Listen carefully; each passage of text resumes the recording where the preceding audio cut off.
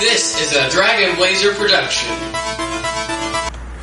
Coming soon to a podcast near you.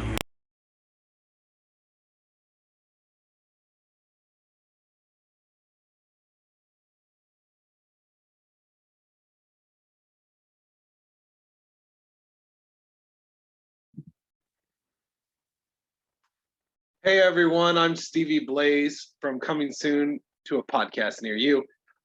This is just a quick mini episode on my thoughts on Thor, Love and Thunder. First off, I love Thor's relationship with Stormbreaker, his axe.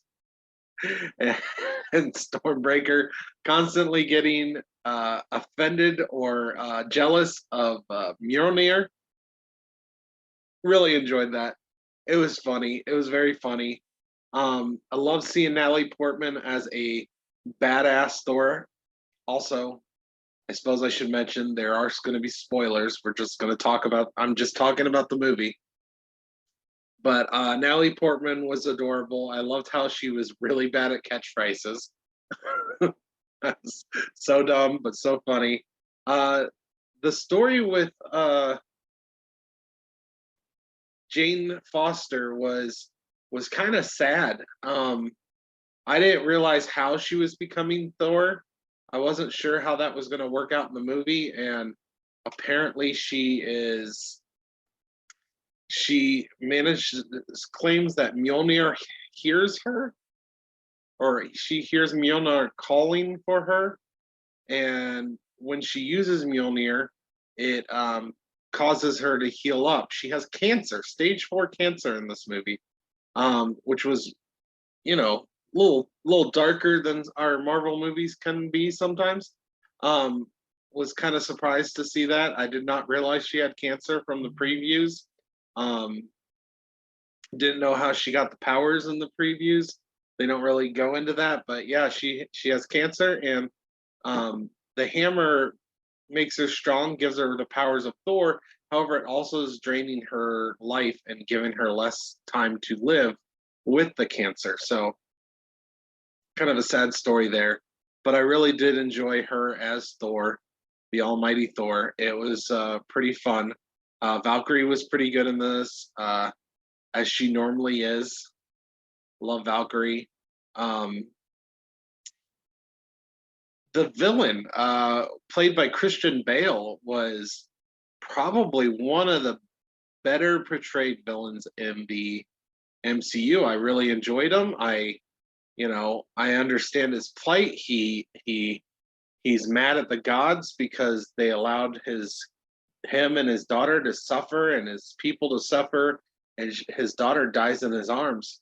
And then he gets a sword that allows him to kill the gods. So he goes on his name's Gore, and he's the God Butcher, and he goes on a quest to start killing all the gods, which he was a minor character. Once again, they do this a lot. He dies at the end.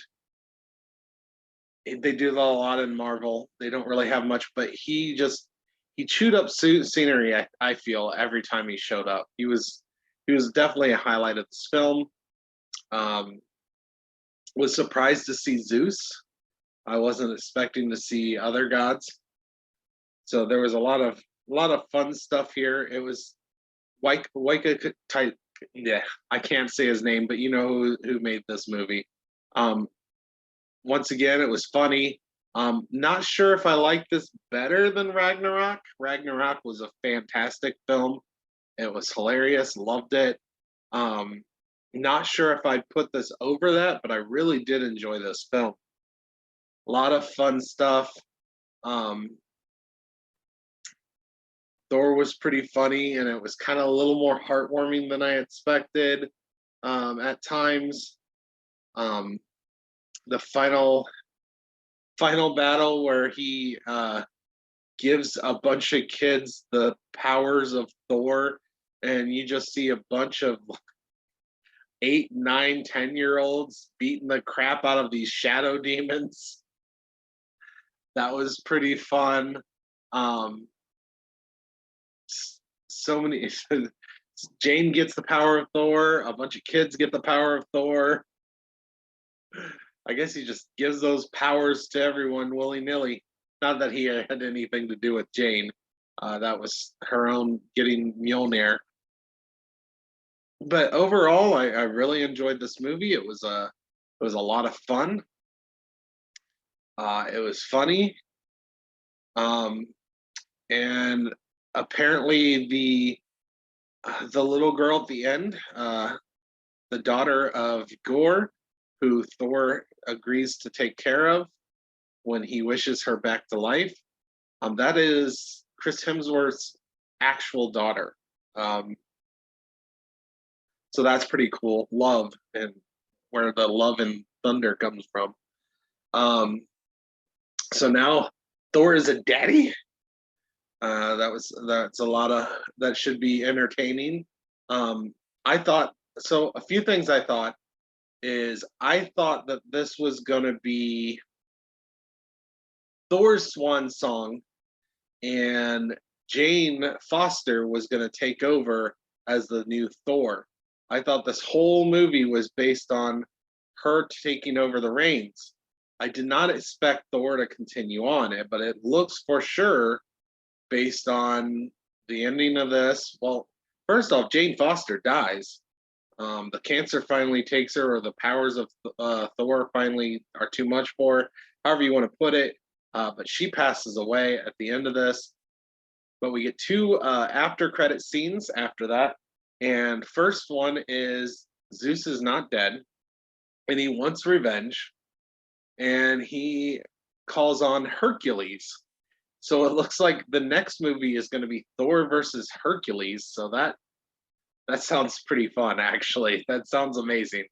Thor versus Hercules, based on like a kind of a quick scene that happens in this, where he just straight up kills Zeus, or we think kills Zeus.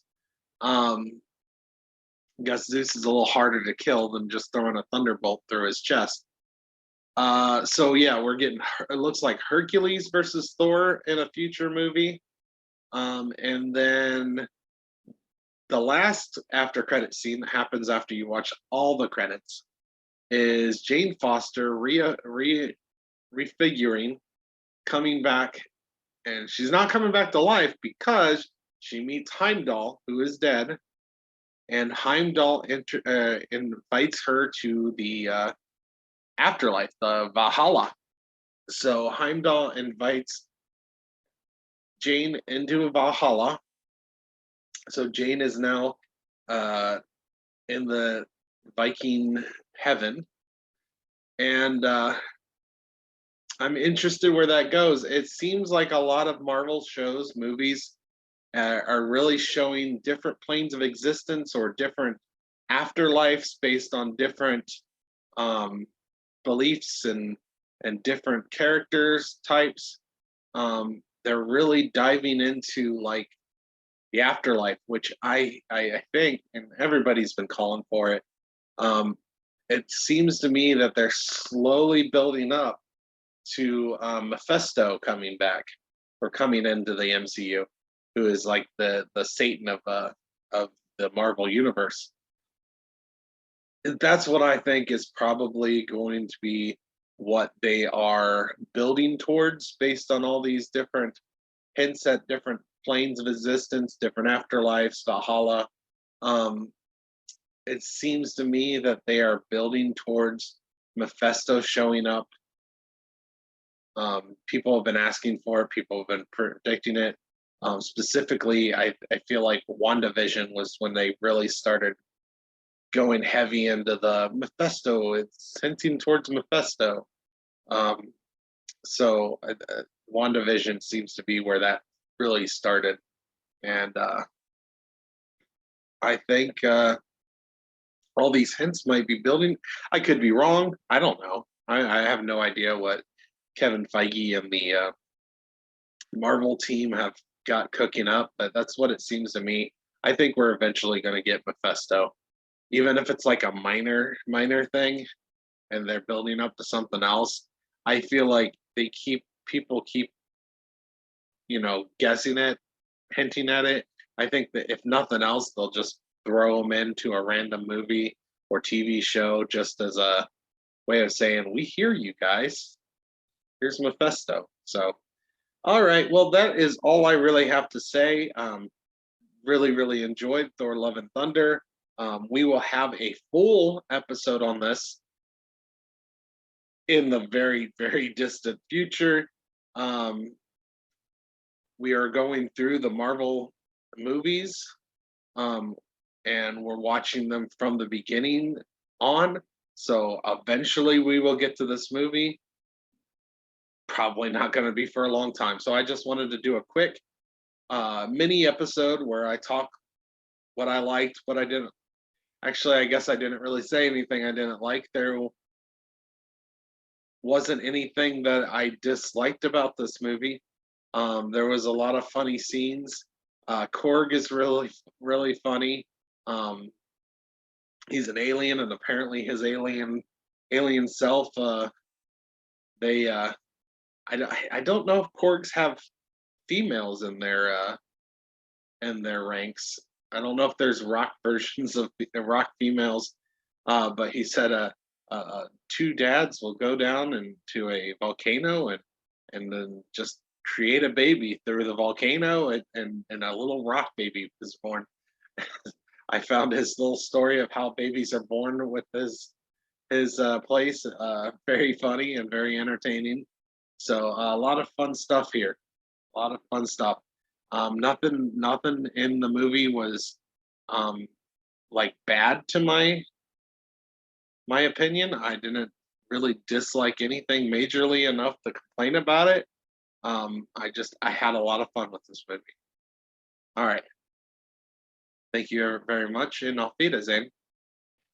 Hey everyone, I'm Steven from many different podcasts like Drunk Like Me, Pro Wrestling Apologist, The Rage and Blaze Show, and of course, That Got Dark. So, please like and subscribe